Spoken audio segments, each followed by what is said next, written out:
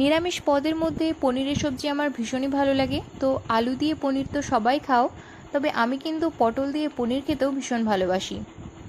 তো প্রথমে পটলগুলোকে আমি খুব ভালো করে ভেজে নেব, আর তারপর পটলগুলোর মধ্যে আলুগুলোকে দিয়ে দিলাম। আর পটল ভাজলে কড়াটা তো এরকম কালো হয়েই যায় আমার, কেন জানি না।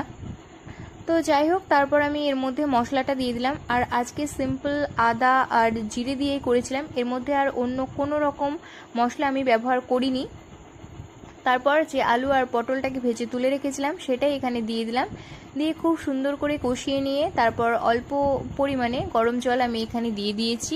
এবার গরম জল দিয়ে বেশ ভালো করে ফুটিয়ে নিয়ে এর মধ্যে আমি দিয়ে দিলাম কিছুটা পরিমাণে হিং। অন্যান্য দিন হিংটা আমি তেলেই দিয়ে থাকি, তবে ভুলে গিয়েছিলাম, তাই আজকে ঝোল ফুটে ওঠার পর দিয়েছিলাম। আর তারপর নামানোর আগে সামান্য পরিমাণে ঘি আর গরম মশলা দিয়ে নামিয়ে নিলাম। ব্যাস রেডি হয়ে গেল পনির।